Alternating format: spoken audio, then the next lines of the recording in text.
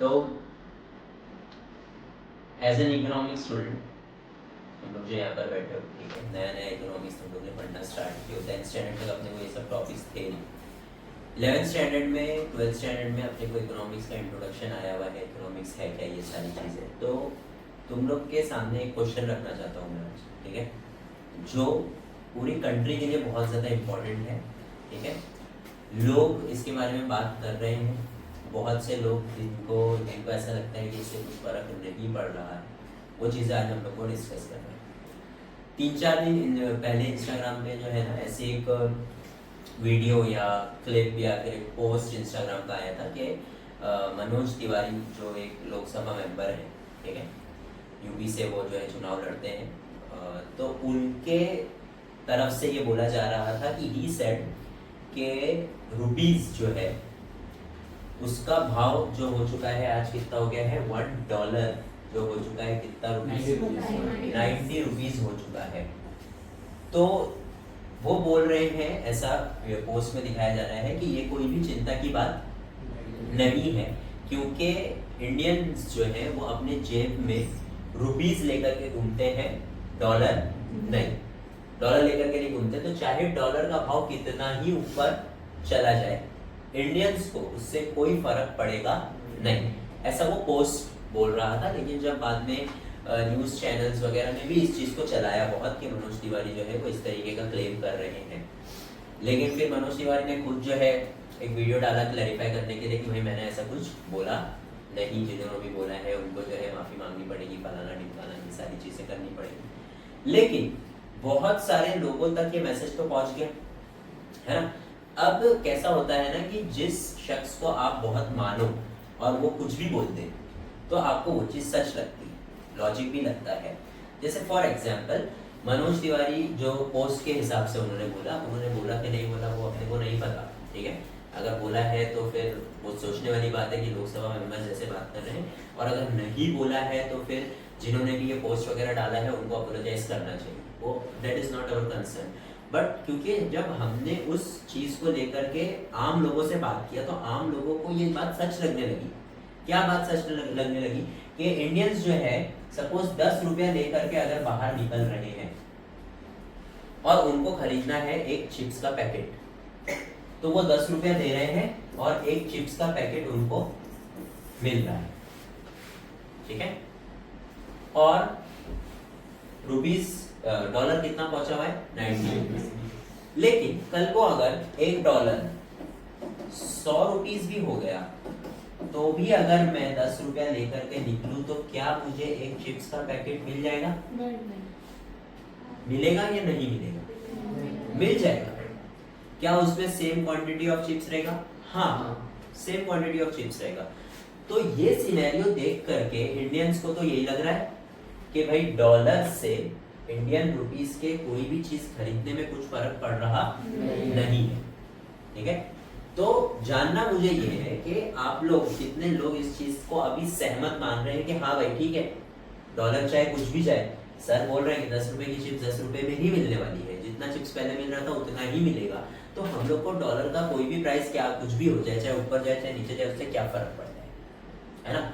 तो अब ये मैसेज जो है through Instagram, through YouTube, through news channels जो भी फेक है या जो भी है फैला दी गई कि इंडियंस को डॉलर का प्राइस ऊपर जाने से कोई फर्क पड़ रहा नहीं। एज एन इकोनॉमिक्स स्टूडेंट्स, आप लोग इकोनॉमिक्स पढ़ रहे हो, ठीक है, आप लोग बहुत ज़्यादा इंपॉर्टेंट हो किस चीज़ के लिए, कॉमर्स स्टूडेंट्स हो, इकोनॉमिक्स पढ़ रहे हो, तो आप लोगों को इकोनॉमिक्स को समझना बहुत ज़्यादा ज़रूरी है। इसको सब्जेक्ट की तरह मत लो कि भाई सब्जेक्ट है, रट्टा मारना है, एग्जाम में लिखना है, पासिंग मार्क्स लाना है और निकल जाना है, क्योंकि इकोनॉमिक्स एक ऐसा सब्जेक्ट है जिसकी वजह से अगर आपको वो चीज़ समझ में आ गई तो आपके पास जितना पैसा होगा, ठीक है, आप उसको अच्छी तरीके से मैनेज कर पाओगे। और कल को अगर आप कहीं ऐसे लेवल में पहुंच जाते हो और इकोनॉमिक्स की आपको बहुत अच्छी नॉलेज है, ठीक है, और इस तरीके के बयान आपके सामने आते हैं कि भाई डॉलर से कुछ फर्क पड़ता नहीं, और आप इकोनॉमिस्ट हो, तो मैं तो आपकी बात सुनूंगा ना कि भाई इतना बड़ा आदमी जब ये चीज़ बोल रहा है कि डॉलर का प्राइस बढ़ने से कुछ फर्क पड़ता नहीं है तो सच ही होगा, क्योंकि मुझे तो मालूम नहीं है। मैं तो टीचर हूँ, मैं तो साइंटिस्ट हूँ, मैं तो डॉक्टर हूँ, मैं तो इंजीनियर हूँ। लेकिन ये बंदे ने पैसे के बारे में पढ़ाई की है ना, इकोनॉमिक्स के बारे में पढ़ाई किसने की है? कॉमर्स स्टूडेंट्स ने। तो वो जो बोलेंगे वो मानना पड़ेगा, क्योंकि हमने पैसे के बारे में पढ़ाई नहीं की। हमने ह्यूमन बॉडी के बारे में पढ़ाई की, हम डॉक्टर बने हुए, ठीक है। हमने मशीन्स के बारे में पढ़ाई की, हम इंजीनियर बने हुए हैं। इन लोगों ने पैसे के बारे में पढ़ाई की, तो इनको पैसे के बारे में मालूम है। तो एज एन इकोनॉमिक स्टूडेंट्स, ये जो बयान है इसके सामने आपको क्या लगता है कि क्या प्राइसिंग पे कुछ फर्क पड़ता है डॉलर के इंडियंस को या नहीं पड़ता है? एनीवन? तुमको क्या लग रहा है सोच के? सिंपल सिनेरियो जो मैंने सामने दिखाया, मेरे को बस उस हिसाब का जवाब चाहिए कि हाँ सर सही बात है, नहीं पड़ेगा, या हाँ सर नहीं पड़ेगा, फर्क पड़ेगा क्यों नहीं पड़ेगा, बस वो जवाब चाहिए। क्यों पड़ेगा? सर क्योंकि वर्ल्ड मार्केट में जो रेट होती है उसमें डॉलर की करेंसी होती है, और अभी लाइन जो है वो इंडियन करेंसी बढ़ती है, तो अपने को इंपोर्ट करने में महंगा पड़ेगा, तो इन्फ्लेशन। लेकिन चिप्स तो हम इंपोर्ट नहीं कर रहे ना, चिप्स तो हमने मिक्सचर ही ले रहा है। ऑयल पेट्रोल डीजल ये सब बाहर से इंपोर्ट होता है। ठीक है, तो मतलब आपको कोर पता है, ठीक है, वेरी गुड। जिन लोगों को कोर नहीं पता है उनको तो यही लगेगा कि भाई कोई फर्क पड़ेगा नहीं, कि 10 रुपए के चिप्स पे भी डॉलर का फर्क पड़ेगा। कैसे पड़ेगा? सबसे इंपॉर्टेंट चीज कि इंपोर्ट और एक्सपोर्ट की जो तुम लोग ने बात की है, ठीक है। सबसे पहले मैं तुम लोगों को बताऊं कि इंपोर्ट होता क्या है। इंपोर्ट क्या होता है? सपोज यूएसए से कहां पे आ रही है चीज, उसको क्या बोलते हैं? और एक्सपोर्ट क्या होता है? इंडिया से कोई चीज का कहां जाना? बाहर जाना, कहीं पर भी जाए वो, चाहे यूएसए जाए चाहे कहीं पर भी जाए, उसको क्या बोलेंगे? एक्सपोर्ट को। जब आप इंपोर्ट करते हो चीजें, ठीक है, तो जब आप इंपोर्ट करते हो चीजें तो आप उनको जो पैसा देते हो वो देते हो किसमें? डॉलर। क्योंकि आप रुपीस दोगे, वो वहां पे रुपीस थोड़ी चलता है, यूएसए में क्या चलता है, तो आपको पैसा भी किसमें देना पड़ेगा? डॉलर, ठीक है। अब वो जो आपको बिल भेजेगा, वो जो आपको क्या भेजेगा? बिल भेजेगा। अब जैसे बिल हुआ है $50 का, कितने डॉलर का? $50 का बिल हुआ है, तो आपको उसको कितना डॉलर देना है? $50। रुपीस का उसको कोई लेना देना नहीं। रुपीस का क्या हो रहा है, उनको कुछ फर्क पड़ रहा नहीं। उसने बोल दिया कि भाई ये जो आपने सामान खरीदा है ना, उसका कितना डॉलर हो रहा है? $50। अब $50 मुझे, तो मेरे पास तो डॉलर नहीं है, मेरे पास क्या है? रुपीस है। तो मैं जब उसको पैसा देने जाऊंगा तो सबसे पहले मैं अपने रुपीस को किस में कन्वर्ट करूंगा? डॉलर। अब मैं जैसे गया कन्वर्ट करवाने के लिए कि भाई ये $50 चाहिए मुझे, कितना होगा? उसने बोला कि भाई आज रेट चल रहा है कितना रुपया? तो 90 को वो किससे मल्टीप्लाई करेगा? तो 9 5 और आगे तो मुझे उसको कितना रुपीस देना पड़ेगा? 4,500 रुपए मैं दूंगा, तो बदले में मुझे वो कितना देगा? $50। फिर ये $50 का मैं बिल पेमेंट कर दिया, ठीक है, सब कुछ सेट चल रहा है। अगर यही चीज को मैं अगर बोलूं कि मेरे डॉलर का भाव 90 रुपया नहीं होकर के कितना चल रहा है? 80 रुपया चल रहा है, ठीक है, और मैंने कोई चीज परचेस किया यूएसए से, उसका मुझे क्या आया? बिल। बिल कितने का है? $50। अब जब $50 का बिल आया है, मैं गया एक्सचेंज करवाने, तो उसने बोला कि रेट कितना चल रहा है सर? 80 रुपीस का अगर रेट चल रहा है तो मुझे उसको कितना रुपया देना पड़ेगा? मैंने 4,000 दिया, तो मुझे कितना डॉलर मिला? 50। ठीक है, चीज अभी भी कितने की है? 50 रुपए। लेकिन मेरे को हर बार पैसा क्या भरना पड़ रहा है? अलग, क्योंकि कभी रुपीस का भाव क्या हो जा रहा है? बढ़ जा रहा है, कभी रुपीस का भाव क्या हो जा रहा है? गिर जा रहा है। ठीक है, अब यूएस वालों को इससे कुछ फर्क पड़ रहा? एट दी एंड उनके जेब में कितना डॉलर जा रहा है? लेकिन मेरे को फर्क पड़ रहा है। हाँ, पहले मुझे चीज 4,000 की मिलती थी, अब मुझे चीज कितने की मिल रही है? अब जो भी चीज मैंने खरीदा हूं, अगर मैं वो तुमको बेचना चाहता हूँ, ठीक है, तो अगर मुझे 4,000 की मिलेगी तो मैं उसको 6,000 में बेच सकता हूँ। लेकिन अगर मुझे वो 4,500 की मिलेगी तो भी मैं 6,000 में बेचूंगा क्या? क्यों? बढ़ा दूंगा ना, क्योंकि मुझे वो क्या पड़ा, तो तुमको भी क्या पड़ेगा? तो तुमको तो रुपीस के गिरने से कुछ फर्क पड़ रहा नहीं, लेकिन मुझे पड़ रहा है, और मैं जो सामान बेच रहा हूँ वो कौन खरीद रहा है? तो तुमको भी वो चीज क्या मिलेगी? मिलेगी ना, महंगी। इसीलिए जब रुपीस का भाव गिरता है तो लोगों के जेब पे असर पड़ता है। आप सोचो कि डॉलर से हमारा क्या लेना देना? ऐसा ऐसी चीजें है ही कौन सी? फिर दिमाग में ये भी सवाल डालते हैं, मेक इन इंडिया। क्या बोलते हैं? इंडिया में बनाओ चीजें, है ना। जो चीज आप बाहर यूएसए से खरीद रहे हो, क्यों खरीद रहे हो जब महंगा पड़ रहा है ना। अगर मैं वही चीज इंडिया में ही बना दूं, तब मुझे डॉलर के गिरने या उठने से कुछ फर्क पड़ेगा? है ना। समझ में आया? तो चीजें मैं यहाँ बनाना स्टार्ट कर दूंगा। मैं क्या क्या बनाऊंगा यहाँ पे? मैं क्रूड ऑयल बना सकता हूँ यहाँ पे, मैं पेट्रोल बना सकता हूँ यहाँ पे, मैं नहीं बना सकता हूँ। These things have to be what? Imported। अब आप बोलोगे कि सर डॉलर का भाव बढ़ रहा है ना, लेकिन ये सब तो गल्फ कंट्री से आता है, और गल्फ कंट्री में क्या चलता है? दिरहम चलता है। लेकिन हमको फिर भी पेमेंट किसमें करना पड़ता है? Because dollar is what? An international currency. Dollar क्या है? International currency. तो इंटरनेशनल कहीं पर भी आप ट्रेड करोगे ना, तो आपको पेमेंट डॉलर में ही करनी पड़ेगी। आया समझ में? तो डॉलर का भाव जितना कम होता रहेगा हमारे लिए, उतना हमारे लिए अच्छा है। लेकिन क्या होता है? डॉलर का भाव बढ़ते जा रहा है, डॉलर महंगा होते जा रहा है, और उसके सामने रुपीस का भाव क्या होते जा रहा है? कम। तो कोई भी चीज जब मैं इंपोर्ट करने जा रहा हूं तो मुझे ज्यादा पैसा देना पड़ रहा है। और सिर्फ एक चीज का एग्जांपल काफी है इस चीज के लिए, वो है पेट्रोल। क्योंकि चिप्स भी दुकानों तक जो पहुंच रहा है, वो पहुंच रहा है ट्रांसपोर्टेशन से, और ट्रांसपोर्टेशन अगर महंगा हुआ तो चिप्स भी महंगा पड़ेगा। क्योंकि कंपनी अपने जेब से पैसा क्यों भरेगी? वो तो प्रॉफिट कमाने के लिए बैठी है ना, तो तुमसे पैसा लेगी वो एक्स्ट्रा।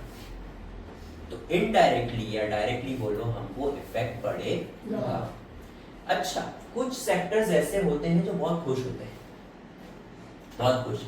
यस मुस्कान? टूरिस्ट सेक्टर्स और export sectors, IT companies. Very nice. हम लोग ने ये तो पढ़ लिया कि इंपोर्ट से फर्क पड़ रहा है। अब जो कंपनीज एक्सपोर्ट करती है, ठीक है, जैसे हम यहाँ से कुछ भी एक्सपोर्ट कर रहे हैं, बाहर भेज रहे हैं, तो पहले उन लोग हमको $1 देते थे।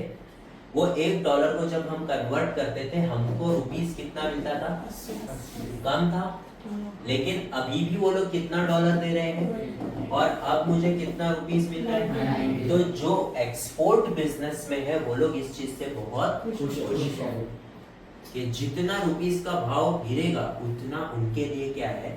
अच्छा। नेक्स्ट तुम लोग ने बोले आईटी कंपनीज। आईटी कंपनीज जो ज्यादातर होती है ना, उनका अगर आप शिफ्ट टाइमिंग देखोगे ना, तो वो होता है रात में 9 बजे, 10 बजे, 11 बजे उनकी ऑफिस चालू हो रही है।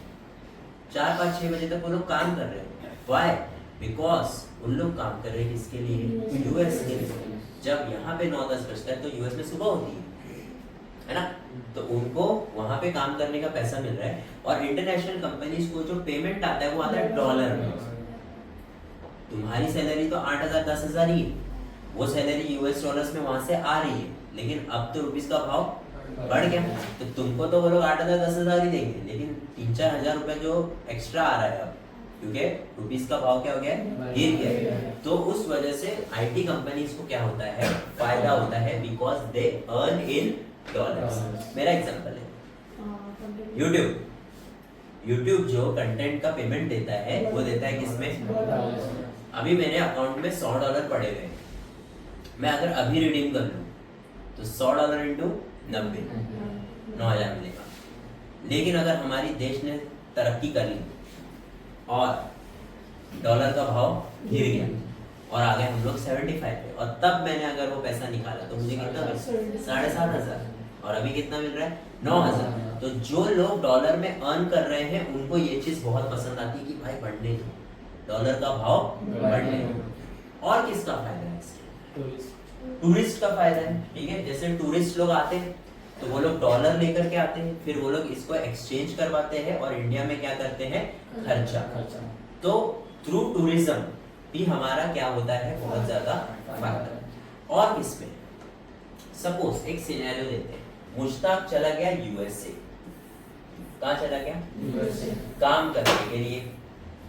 मुश्ताक की पूरी फैमिली इधर ही रहती है, ठीक है। मुश्ताक को वहां पर बुलाए, बोले $4000 देंगे। अरे बाप रे, $4000 बहुत होता है ना। कितना हो गया, 3.5 लाख के करीब हो गया, समझ रहे हो। महीने का $4000 कौन कमा रहा है, मुश्ताक। पता नहीं ऐसा क्या पढ़ लिया लेकिन कमा रहा भाई, ठीक है। 3.5 लाख बहुत ज्यादा पैसा होता है यार। मतलब इतना मैं करूं क्या महीने में, है ना। मैं या तो फिर क्या कर लूं, मैं तो या तो एक जी वैगन ले लूं EMI पे और उसका EMI भरते रहूं, तो पैसा खत्म होते रहेगा आदमी। लेकिन अगर मैं कुछ नहीं खरीद रहा हूँ, मैं बस एक छोटे से कमरे में रह रहा हूँ, तो 3.5 लाख रुपया करूंगा क्या, मैं भेजूंगा उसको इंडिया। जिसकी फैमिली इंडिया में रहती है और लोग जो अर्न करते हैं वो करते हैं बाहर गाँव, उनके लिए ये चीज बहुत अच्छी है। क्योंकि मुश्ताक किसी तरीके से अपनी सैलरी में से $2000 बचा रहा है, ठीक है, हर महीने, और उसको क्या कर रहा है, अपने घर भेज रहा है। कहाँ, इंडिया। पहले जब मुश्ताक भेजता था $2000, जब डॉलर का भाव कम था, सपोज 80 रुपया, तो मुश्ताक कितना रुपया घर पे भेज रहा है, 1,60,000। लेकिन अभी भी मुश्ताक $4000 कमाता है, अभी भी मुश्ताक 2000 रुपया घर पे भेजता है।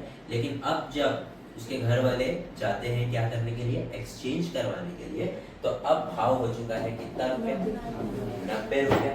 तो अब उन लोग को मिलता है कितना पैसा, 1,80,000। तो 20,000 रुपए का क्या हो रहा है घर वालों को, क्योंकि मुश्ताक कहाँ कमा रहा है, बाहर। समझ में आया। लेकिन ये चीज हमको सुनने में अच्छी लग रही है, हो रहा क्या है, क्योंकि मुश्ताक $4000 का कोई काम कर रहा है, मतलब ये बहुत बड़ा काम कर रहा है जो ये इंडिया के लिए करता है। तो इंडिया का होता क्या, डेवलपमेंट। इंडिया में क्या बढ़ता, इकोनॉमी। लेकिन ये चीज वो कहाँ कर रहा है, यूएस। तो वो यूएस कंट्री का फायदा करवा रहा है, ठीक है। ये चीज भी हमको समझनी पड़ेगी कि आप जो कंट्री में जाकर के काम करोगे उसका इकोनॉमी आप बढ़ा रहे हो। आप इंडिया में अगर वो काम करते तो इंडिया की इकोनॉमी क्या होती, बढ़ती। लेकिन इंडिया में मुश्ताक को उतना पे मिल रहा, इंफ्रास्ट्रक्चर मिल रहा, वैसी उसको लाइफ मिल रही, तो उसमें मुश्ताक की कोई गलती नहीं। गलती किसकी है, गलती ऐसे मेंबर्स की है जो लोकसभा में बैठे हैं और बोल रहे हैं कि डॉलर का भाव अगर बढ़ भी रहा है तो इंडियंस को कुछ फर्क पड़ेगा नहीं।